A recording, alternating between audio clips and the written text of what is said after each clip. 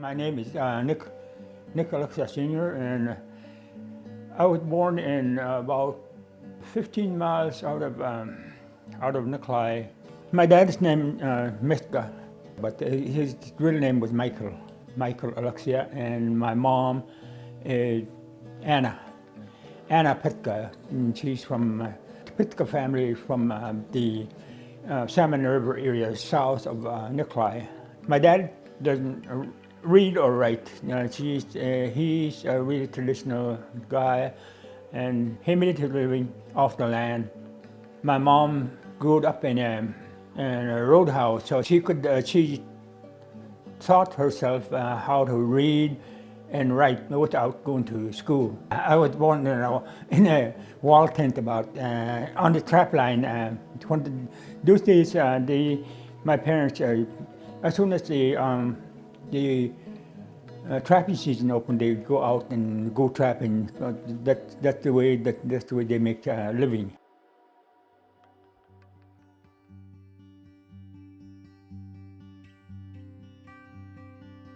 In the early days, when my dad was gone most of the time, then my mom does everything. That she had to get wood and water and everything else, and cooking and everything that needed to be done. She had to do. She's a really tough lady. She really traditional, hard-working. Summertime, all day. From morning until late afternoon, they cut fish. The fish wheels are turning, and my dad could get the fish from the fish wheel and brings in. And sometimes all of us had to carry the fish up, cut fish table that they cut fish on. After I started getting school age, we got to school age, then we had to move to the village and stay in the village, and so we could go to school. And then summertime we moved to fish camp, and we stay in the fish camp in the summertime, and a tent all summer long until the end of summer. Then we moved back to the village and to our cabin there. When I was 12 years old, then I started helping out. During beaver trapping, I have to they took him out of school and I had to go help. And so I was a skinny little kid going out beaver trapping. I had those dogs, and I had 7 dogs. I could go travel with the 7 dogs on my own between the village and our beaver camp. I hang around with my dad all the time, and he also brings me along to teach me how to do things, how to trap, and how to run dogs too.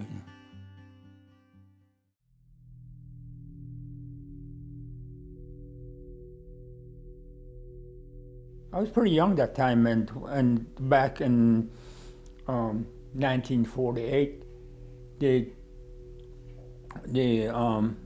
missionaries came, and they set up school, and one of this used to be a roadhouse, and they set up a school there for that one year. Next year, all the village men got together and build their log cabin school. Assembly of God missionary only had one paid school teacher, and the other one was just a volunteer. It was pretty hard for me because most of my life before that, I only know one language, is my Athabascan language, and it was when I got to school, it was pretty hard for me because they won't allow me to speak in my language because I get punished for it. They had that board that they call education board hanging on the wall, and it's kind of like a paddle, about a foot long by maybe about 2 inches long, and they paddle your butt with it when you get into trouble. We had to be brave enough not to say anything, just to keep quiet, and then you let us alone. Don't scream out or don't cry or anything. It'll get worse. It'll get more whacking. I got hit by a big eraser, that's 1.5 inch by ½ inch, and I got hit right on the head some couple of times. Talking in my buddies on our table, talking in my language, and the teachers back there, he's pretty accurate. Hit me with a eraser right on the head. It hurt, but I couldn't see anything. I just put my head down and keep quiet. It's just terrible, because you don't know any other. You don't know how to talk any other language, and you couldn't. You try, but you just have to keep quiet. Never say anything, and just they could understand. I could understand a little bit, but I couldn't speak it. We have to do what our school teachers tell us to do. They want us to follow the instructions that the school teachers give us. They're on the teacher side. They're not on our side. They want us to learn so we can survive, and they understand the changing world. It's not going to be the same as when they're growing up. When they're growing up, they can't understand, or they can't write the English language. So if their kid learn to write and speak that language, then they'll be better off.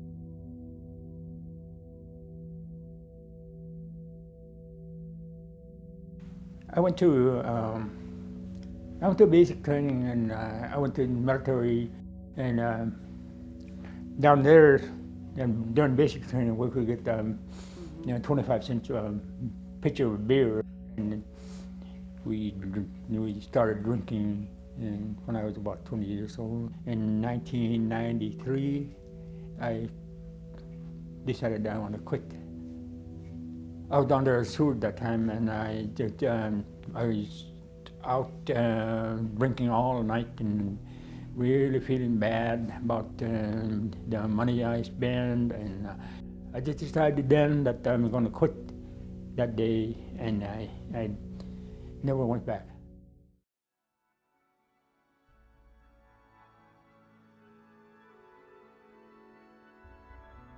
I married my wife in 1967. Her name is Anne Gregory, and I know her all my life too. I had to ask her uncle, her dad said he has an older brother, so we had to ask her uncle. We had to go to send us to her uncle's place and ask him. He's our second chief, and he's really he wants to change me. He wants me to do better. He told us that as long as we take care of each other, we could go ahead. I started building my cabin, and we lived in an older cabin, an empty cabin, before that one year, the first year, and then after I started working on my own cabin, that cabin that I built is still standing over there.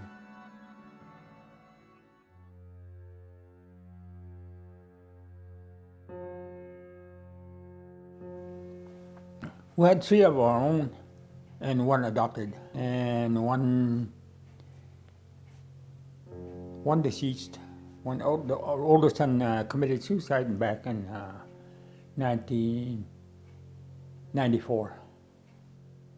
I don't know. I don't really know why, but that one day, him and I were living together. We were getting along pretty good, and I couldn't understand why it happened, but it did. It's hard right now. I can talk about it without, but it's it's really hard when the first few years I couldn't talk about it. Right now I could talk about it, but without puddling up.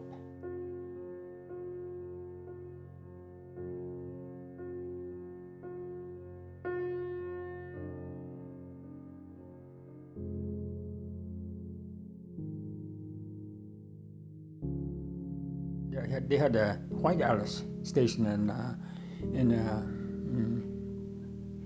Catalina, up downriver from us, and they have a midnight sun festival in June.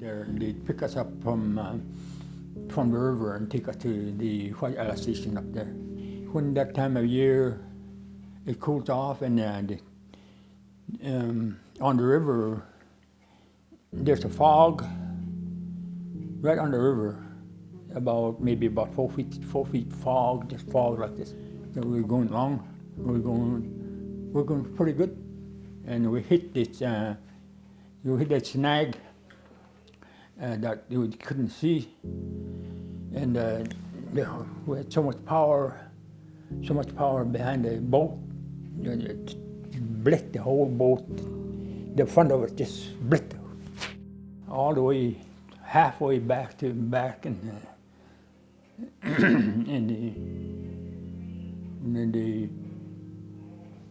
5 of my in-laws perished on an accident, and only 3 of us survived. I never talk about it.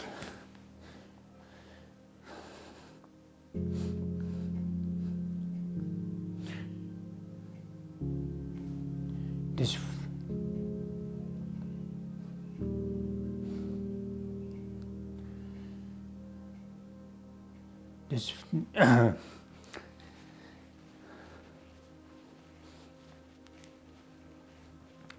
this first time I talked about it,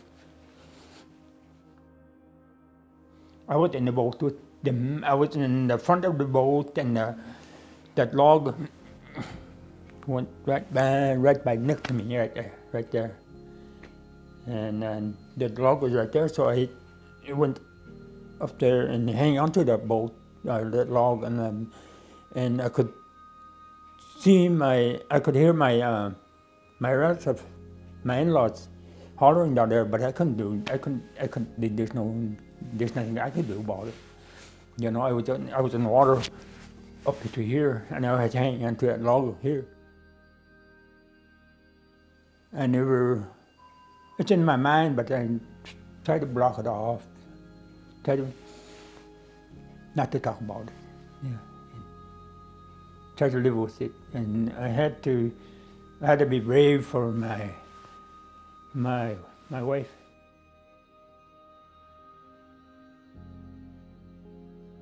We've been together for a long time. we had pretty good life. Done everything together.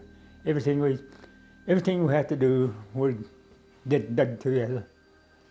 From camping on the Kuskokwim River, or go down in Southern California. One of the things that my mom told me, you have to learn the subsistence way of life. If something happened to our economy and this thing just become worthless as a piece of paper again, then we have to survive some way. We have to be able to live off the land. We have to learn how. Our kids need to learn how to survive. That's what my mom told me all the time. Try to get along with everybody and try to help each other. Even though not relative, but anybody that needed help, that could try to support the people that need help.